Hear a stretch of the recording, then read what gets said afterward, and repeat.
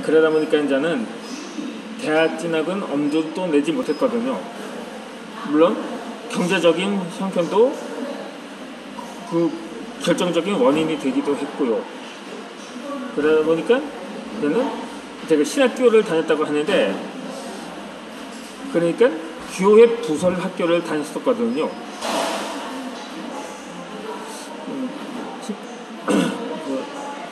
그런데 그나마 그것도 끝까지 완주하지 못하고 3년 정도 다니다 자퇴를 했었습니다. 그래서 나는 한순간도 학교를 졸업하지 않겠다는 생각을 한 적이 없었습니다. 그러한 믿음이 지금의 나를 만들었고 어려서의 고생이 지금의 미끄럼이 된 것은 분명합니다. 그렇게 나는 웬만한 어려움은 어려움이 아니라고 생각했고 세상에 안 되는 일보다 되는 일이 훨씬 많다고 확신했습니다.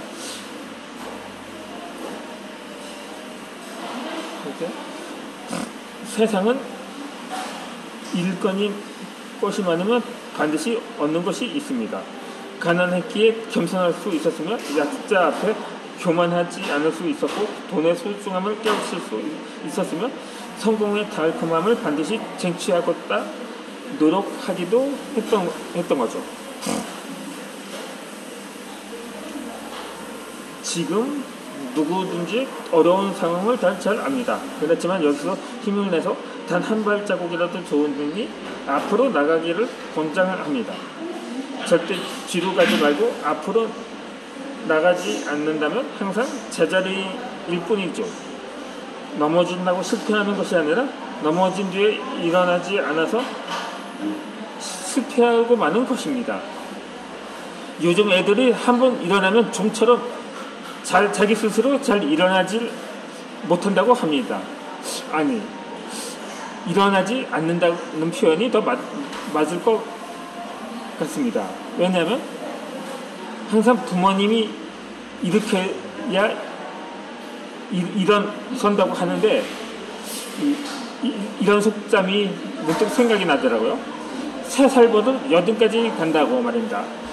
물론 3살 때 정도는 웬만해서 누군가가 일으켜야 킬 수도 있겠죠. 하지만 만약에 80살이 넘어도 80살 됐는데 넘어지면 물론 그것도 노인이니까는 힘이 딸려서 스스로 일어나지 못하는 경우도 더러 있을 것입니다. 하지만 건강한 청장년들이 넘어져서 스스로 일어나지 못한다면 얼마나 쪽팔리는 일이겠습니까?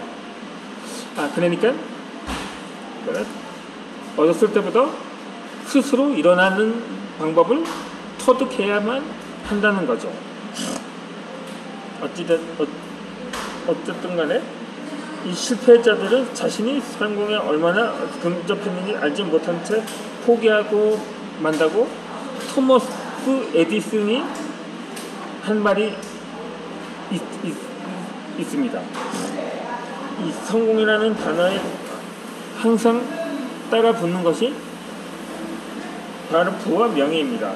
행복이란 가지고 싶은 것과 원하는 것을 줄다리기라는 생각을 합니다.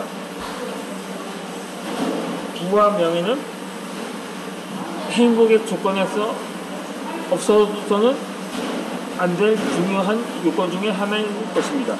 어느 설문조사에 의하면 서울 시민의 40.1%는 돈이 행복이 가장 중요한 요소라고 답했다고 합니다.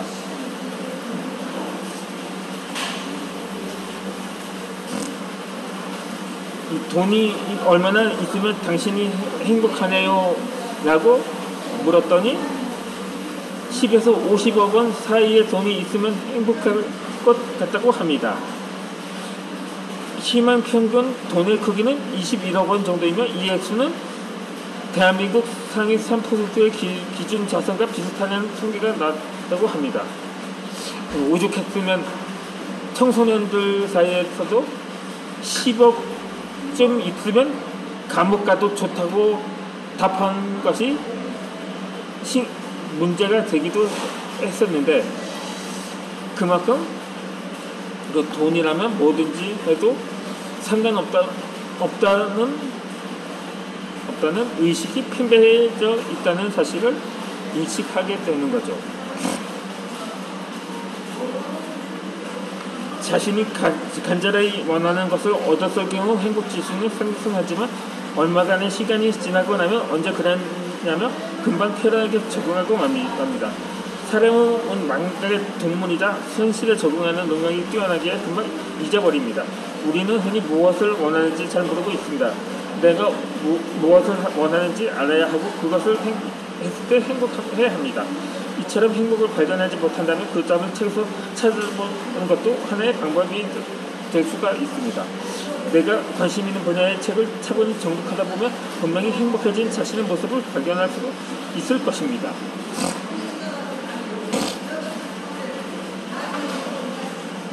지금 우리 사회는 부의 양극화로 인해 상대적 박탈감이 자신을 스스로 자존감 낮은 사람을 만들고 맙니다. 우리는 끊임없이 다른 이와의 비교를 통해서 행복해하기도 하고 스스로 불안한 사람이라고 낙인 찍습니다. 나보다 나은 사람과의 비교는 나를 한없이 초라하게 만들고 자존감 낮은 사람으로 만들기에 나보다 다소 위치가 아래인 사람을 돌아보면서 갈 수 있는 지혜가 요구됩니다. 돈이 인생의 전부는 아니지만 우리가 밤잠은 자지 않고 하는 걱정이 대부분 돈 문제입니다.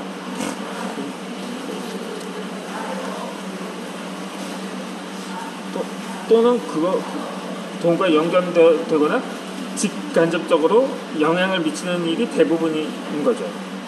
돈을 벌 수 있으면서 나의 자존감을 높여주는 일을 찾는다면 얼마나 가슴 찌는 인생이 되겠습니까?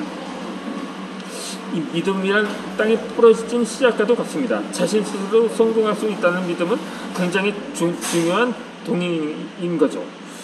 철저히 믿음으로써 점점 구체화하는 형성을 체험할 수가 있습니다.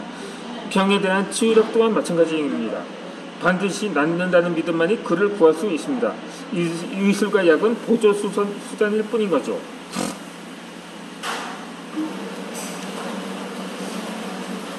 이처럼 부와 명예, 성공이라는 달콤함을 영위하려 하면 끊임없는 자기와의 고독한 싸움으로 때로는 지치고 힘에 버치고 음침한 사막을 혼자 걷는 것 같은 끝없는 외로움에 직면할 것입니다.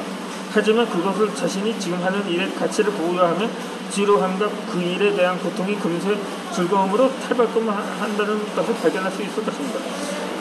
태양을 향해 던지는 창이 가장 높이 올라간다는 말이 있습니다. 무엇이든지 최고의 스승에게 배워야 하고 최고의 전문가에게 들어야 합니다. 최고의 자리에 올라간다는 것은 힘든 일입니다. 하지만 시도도 하지 않고 포기한다면 아무런 일도 일어나지 않습니다. 누구나 성공을 하고 싶어 합니다. 그렇지만 방법을 몰라서 못하는 경우가 대부분입니다. 많은 성공하는 분야의 전문가들과 자기개발자가 동기부여가들의 책이 시중에 넘쳐갑니다. 읽고 느껴야 합니다. 나라고 해서 그 사람과 같이 되지 말라는 법이 없습니다.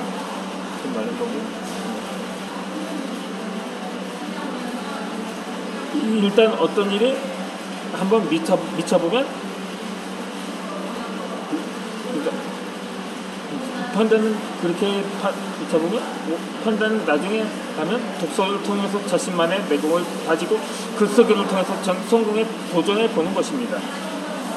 성공해서 책을 쓰니 아니라 책을 써야 성공한다는 한 책의 슬로건을 직접 경험해보기를 권해보겠습니다. 나 역시 작가가 되기 전에는 한낱 보잘것없고 사칭 시골 지식인에 불과했습니다. 그렇지만 세상이 나를 알아주기 시작했고 나의 도전은 어디서 어떻게 끝날지 아무도 모릅니다. 나도 모릅니다. 이 세상이 멈출 때 나의 도전은 막을 내릴 것입니다. 시작하는 당신이 보면 다음 해에 당신만의 필드에서 주인공이 될 것이면 정말 하면 단서입니다. 일입니다.